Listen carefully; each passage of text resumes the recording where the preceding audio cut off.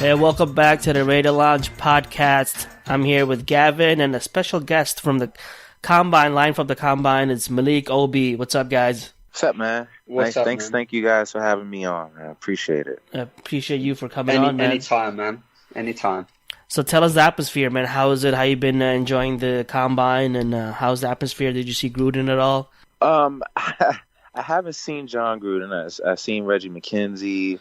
I've seen Mike Govak. I've seen a couple of people on the staff. Overall, the atmosphere is pretty cool. It's a chance for fans and media alike to rub shoulders with current players, the prospects, legends, in a less tense environment, especially for the legends and the media personalities. You know, you get to see these people, when they're not particularly on an assignment or getting ready for a game. For the prospects, and it's when they're not in tests or on the actual field. It's kind of a winding down time for them, coming back to reality, because they're doing these tests and stuff all day. When we tune in on the media, when on the television, we're not even getting a glimpse of their day. There's always something that they're doing, and then they have to maintain professionalism, out here, because you got everybody's watching. Everybody has a camera, everybody has a cell phone, so you never know what anybody will capture. Everybody has to be on their A game. Yeah. It's the biggest interview of their life. Overall, Yeah. it's a pretty good experience so far. Getting a lot of insight on the guys that I've been watching for the last few months or a few years, in the case of some. So it's a great experience. Who would you say is the best interview that you've seen so far from one of the prospects? Like what one stood out for you the most? I have to say, I mean, they're Smith. each individual, of course, but the ones that just they get you and they make you feel like, right, we should definitely take this kid. I have to say Roquan Smith. I think that he's intelligent, both on and off the field. Incredible football IQ. Georgia runs a high-profile defense. He's coming here. He's got a smile that can light up the room, and he knows how to conduct himself as a businessman, Yeah. as a professional. And I tweeted yesterday. I seen him casually walking around with London Fletcher, just listening, just soaking up everything that he had to say. I mean, he takes this serious. He knows that he's going to be, a top 10 to 15 pick. If the Raiders don't pick him, he's not making it past 15. He's not making it past 12. I think he's the best. I think he's a top 5 talent in this draft, and I think that he knows that. Where would you put Edmonds? Sorry to cut you. Where would you put Edmonds in this conversation? Because I've seen a lot of people say he's number 1, he's number 2. Okay. What's your overall thoughts? It changes daily. He's if I want to say that he's my 1B. I'm not putting him at 2 because he's the polar opposite of Roquan Smith. Like I said, he's the holy trinity of what you're looking for. Yeah. His age-wise, he's 19 years old going into the draft. You can't look over that. Isn't it? When it's time for his rookie contract to be up, he's going to be 23 years old. You know what I'm saying? And if you look at the guys in the past at his position, he's going to be 23. He's going to be nowhere near his prime. If he comes out into the league and develops as a star from day 1, year 1, year 2, you got a great investment. If he's a project that you got to work along with him at 21, 22 years old, you're really not tripping about that, because the second aspect of him is that he's a freak. He just ran a 4.5 at his weight. Yeah. That's incredible, which has been overshadowed by Shaquem Griffin's tremendous 40 time. But this guy at his size, at 256 pounds, 6'5", to run a 4.5, that's ridiculous. And lastly, his tape is pretty good. I mean, he can do it all. I mean, at 4'5", you have the versatility, especially in modern day defenses, to put this guy. He can put his hands in the ground. He can brush off the edge. He can be a stand-up linebacker. He can chase guys down. He can do whatever you ask him to do. In my opinion, I want Roquan though. He's at right now in terms of being a pure linebacker where you want Edmonds to be. But the potential of Edmonds, and I really hate the word potential, but the potential of Edmonds, especially at his age, makes him 1B for me. I think that 1A and 1B, Smith and Edmonds, the drop off from those two is tremendous. I think there are some talented guys in this draft. What at about the linebacker position. Leighton Vander Esch. He just ran a 4.6 40.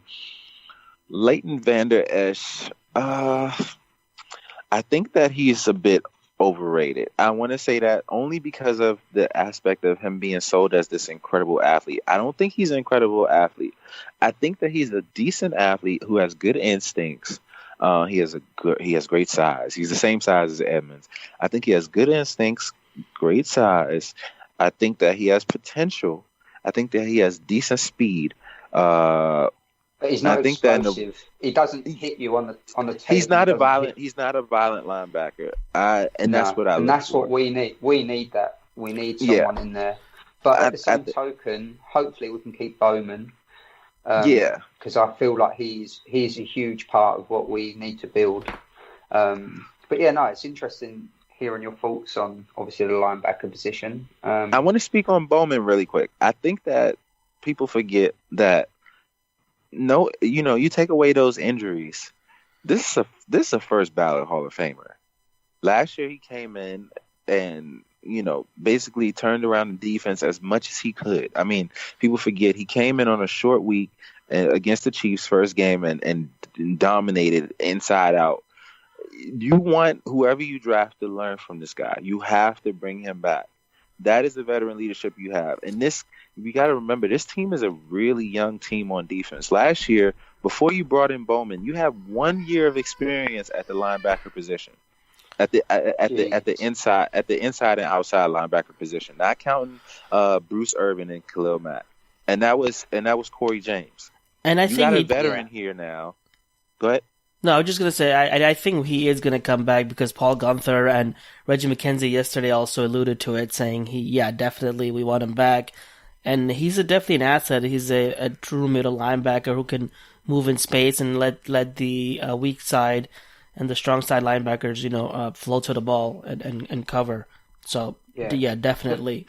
The thing is, you look out there and you look at what's available in his position for the amount of money that he's going to ask for, and there isn't really a lot out there in terms of his talent for the amount that all these other guys are going to want. So it makes more sense to keep someone like that, because then you can put the other money towards other glaring needs on the team. Right, definitely. And you know that he's not going to want a big contract, and you know that he's not going to play long. You get him again on a 1 year deal, and let him play out his career. And you think about it as if, hey, look, if he gives you the year he gave you last year on a full 16-game season, great.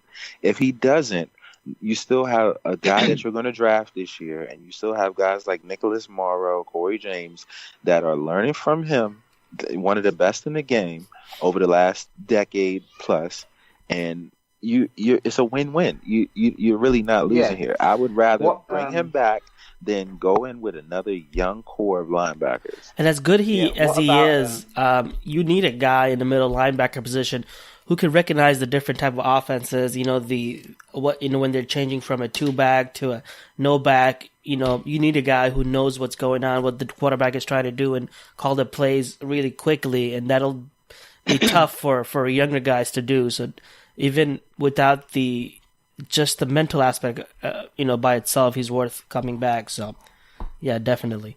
What about Irvin? Where do you think he fits into this? Because obviously he was playing linebacker, and then people have been saying he's going to play on the edge. Where do you see him fitting into Gunther's scheme? I think the perfect example of why Bruce Irvin fits is that first Kansas City win. I mean, that Kansas City win this season, when he went out and had to chip Travis Kelce. Bruce is athletic enough to stand up as a linebacker. And in terms of off the edge, it's really, in my opinion, it's nobody uh, in this draft after Chubb, or in free agency that's going to come in and I can confidently say, hey, I'm going to get at least 7 sacks out of him. You gotta replace that production. I don't care if it's early. He came on late. At the end of the day, you got to replace that production. James Hauser is still a work in progress. I like his potential. I think that he needs to work on his hands. He has things he needs to work on, but he has good potential for where they got him at. That's why I said you gotta draft another linebacker or two, another edge rusher or two. But I'm bringing Bruce Irvin back. It's not a question about it. Yeah, of course. Yeah, I mean, I'm a fan of Irvin's. I was speaking beforehand about the money, but in terms of value, he's going to give you more than some of the other ones that are out there. Obviously, the higher end ones like DeMarcus Lawrence are probably going to get signed up, so that takes them away right away off the board. So it's a no-brainer, really. If you've heard John Gruden's interview, they asked him, what about Bruce Irvin? He said, yeah, he likes Bruce Irvin. He thinks they've been paying Bruce Irvin as a DE on the strong side, which is a mistake. He wants to bring him back. He wants to put him on the weak side and just rush the passer. And he said that the main thing we're missing is a pass rusher from the inside that'll help both Bruce and Khalil out. So, listening to that, it makes me think that they might not go edge rusher first. They might go if there's a good interior guy, interior defensive lineman. Now, I know as we speak, they're doing the drills right now, but, what are your thoughts on the interior? Is anyone worth it at the number 10 position that can rush the passer and make it easier for the both of the edge guys, Malik? I think that core 4 or 5 guys, the interior guys of this draft, are all worth it. In my opinion, I think you got a dual guy in Vita Vea. Even at his size, he's incredibly athletic. He can stop the run. He plugs the gaps and he rushes the quarterback, even through double teams. If you got to take into consideration a guy that can do both. He can just straight up rush over center or between the guards and can take on the double teams, because not Mario Edwards, Jelly, he was able to take on double teams, but in terms of pass rushing, that's not his forte. Yeah, he hasn't had any in his career, I think. If I had to pick, I would, like I said, I have to pick between the 4. I have to pick between Vea. I have to pick between Payne. I'd have to pick between Nathan Shepard, who I'm really, really high on. Really? And he's done himself wonders over the combine. Shepard. Yeah, I think Shepard, if he actually didn't break his hand and played in the Senior Bowl, we would be talking about him right now at the end of the first round to a team like the Cowboys, to a team like the Raiders if they trade back. He's in the same class, in my opinion. He's past Tim Settle. He's past a couple of guys. He's in that class of Mo Hurst, Vita Vea, Deron Payne. He's up there. I think because he's from a small school and, like I said, his hand was broken, that he's getting a little underrated. But just watch his tape. I mean, his hands are really violent. He's all over the place. He never gives up on the play. He can take on a double team. He's got a good burst. I think that you get one of those 4 guys early. If the top 3, if Hurst is good to go, because we've seen guys with heart issues before and they've been all right. But if Hurst is good to go, Vea, Hurst, and Payne. Well, I would say Vea and Hurst are who I would. If I had to go inside at 10, I would do them. If you trade back, I'd take Payne or I'd take Shepard. I feel fine taking Shepard at 22. What about Taven Bryan? What about Harrison Phillips? Phillips and Taven Bryan has done. He's having a great combine. I can't lie. His athleticism is not the issue for me. I think his tape is inconsistent. That's just my opinion. He seems very raw, doesn't he? I don't think he's a first round talent.